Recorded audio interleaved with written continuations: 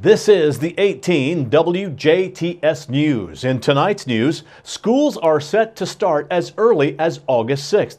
NDOT sets 3 meeting dates for the Mid-States Corridor. And Zach Gruber talks with the DuBois County Humane Society.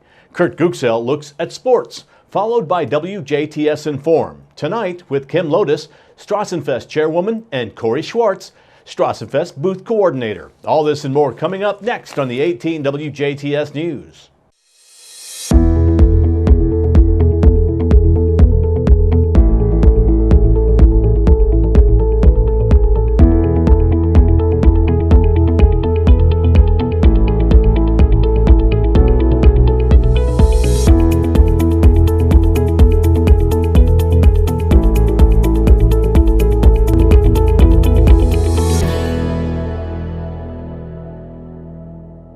Good evening, I'm Bill Potter with the WJTS News. It's that time of year again. Many local schools start in the first few weeks of August. Southwest DuBois schools begin their first day on Wednesday, August 7th. Registration for returning students is Monday, July 29th. All 4 corporation schools will have on-site registration and book rental at Southridge High School on Tuesday, July 30th and Wednesday, July 31st from 8 a.m. to 3 p.m. and 5 p.m. to 8 p.m. School supply lists depend on classes. These lists will be sent home with students within the first week of school. The Greater Jasper Consolidated Schools' first day of class is Wednesday, August 7th. Their textbook registration is already underway for the upcoming school year.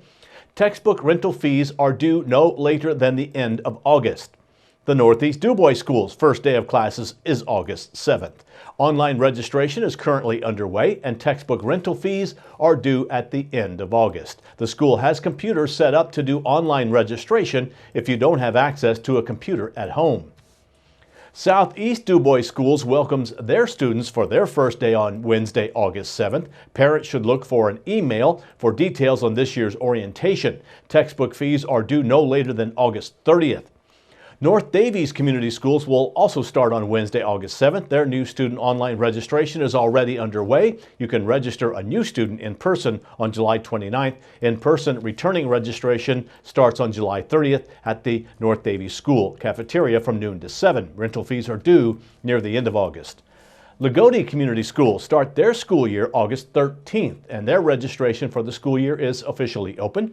You can get all the paperwork done and pay fees online. If you need login information, call 812-295-3524, 295-3524 after July 23rd. Starting July 31st, new students can register in person from 9 to 11 or 1 to 5 p.m. in the high school's cafeteria. Bar Reeve Community Schools start their school year on August 6th. Online registration for the community school opens Tuesday, July 23rd, which is today.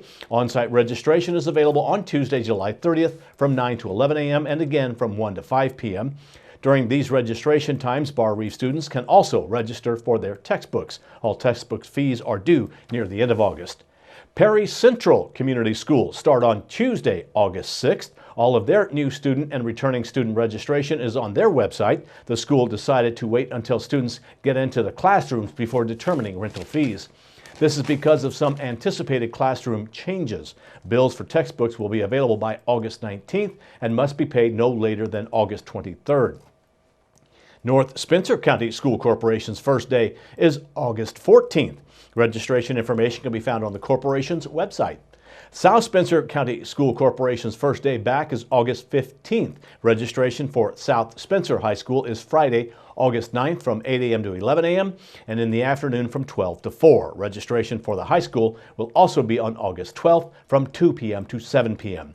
Registration for the middle school will be August 6th from 9 a.m. to 5 p.m. More information can be found on each of the schools' websites. The Indiana Department of Transportation wants to keep the public informed about the Mid-States Corridor project. To do this, the department has decided to hold 3 public meetings, 5:30 to 7 p.m. on Monday, August 5th at the Washington High School Auditorium. And attendees are asked to enter through Gate 4 off of 7th Street in Washington. From 5:30 to 7 p.m. on Tuesday, August 6th in the Springs Valley High School cafeteria. And from 5:30 to 7 p.m. on Thursday, August 8th in the cafeteria at Jasper High School. All of these meetings will feature an open house format. A short presentation about the project will start at 6 p.m. for each meeting. The corridor is supposed to begin at the William H. Natcher Bridge crossing of the Ohio River near Rockport and then continue through Huntingburg and Jasper before extending north to connect to Interstate 69. Ophthalmologist Lori Wilbanks, MD, was recently appointed to the active medical staff at Memorial Hospital and Healthcare Center. She will be joining Dr. Judy Englert at Southern Indiana Eye Associates, 200 St. Charles Street, that is, in Jasper. Dr. Wilbanks received her Bachelor of Science degree from Purdue University in West Lafayette. She attended the University of Louisville School of Medicine, where she earned her Doctor of Medicine with distinction in research. The Medical University of South Carolina in Charleston chose her for their competitive surgical internship and residency in ophthalmology at the Storm Eye Institute. As a resident, Dr. Wilbanks distinguished herself as a clinician, surgeon, and scholar. She has presented research spanning a range of topics at national ophthalmology meetings. In addition, she has experience in international outreach in ophthalmology. Dr. Wilbanks is a board-eligible ophthalmologist proficient in all aspects of general ophthalmic care, including cataract surgery, glaucoma, diagnosis of acute retinal disorders, diabetic eye disease, and macular degeneration. To schedule an appointment with Dr. Wilbanks, please call Southern Indiana Eye Associates at 812-482-6424, 482-6424. DC Multisport will host its new Parkland's 6-hour endurance relay this weekend. This team relay will take place along the scenic paved trails of Jasper's newly developed Parklands this Saturday, July 27th, similar in concept as the popular relays throughout the nation. This event is comprised of teams raising to a challenge. The challenge of this event being to share the responsibility amongst a team to endure 6 hours of continuous running and to beat the number of loops completed by the other teams. This 6-hour endurance event can be broken down between 2 team members, 4 members, or 6 members. The course is 1.6-mile hilly loop. Each runner, that is, can run as many loops at a time based upon that team's strategy. Running teams can set up their base camp within the designated areas in the northwest parking area of Clubhouse 61, very close to where teams can transition to a new runner. Teams are encouraged to bring the food and beverages they would like to have with them. If you would like to register for this event, head to, and it's a tough one, runsignup.com/race/in/Jasper/Parklands 6-hour endurance race. For questions or more information, might be easier, just contact DC Multisport at 812-482-9115, 482-9115. Email wlubbers, WLUBBERS at visitduboiscounty.com, or visit www.dcmultisport.com.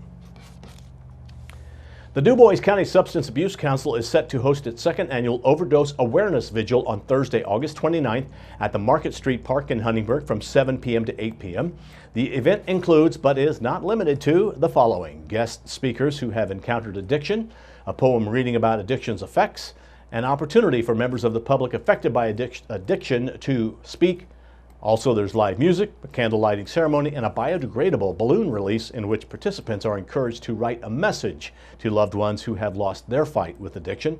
Provided materials on substance abuse, addiction, grief, local resources, and more will be provided. Attendees are encouraged to bring a picture of their loved one if they wish, as well as blankets and or chairs to sit on. You can find out more about the event by looking the group up and liking their Facebook page. It's DuBois County Substance Abuse Council, or by emailing coordinator Jenna Beaker at dcsac@duboiscountyIN.org. French Lick Resort is getting recognized on a national level. According to USA Today's Reader's Choice publication, French Lick Resort is one of the best historical hotels in America. The resort has gone through extensive refurbishment and restoration to bring back the facade it had originally.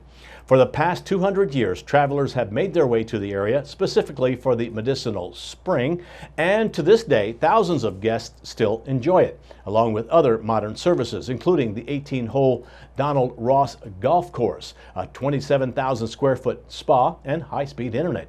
Voting for the best historic hotel of 2019 is still open. For more information about voting for the resort, it can be found on our website, WJTS.tv. There's a link there. Well, that has been a look at your local news. Stay tuned. Zach Gruber pays his weekly visit to the Du Bois County Humane Society. Then it's your local outlook and weather forecast on 18 WJTS. Local people watching local people.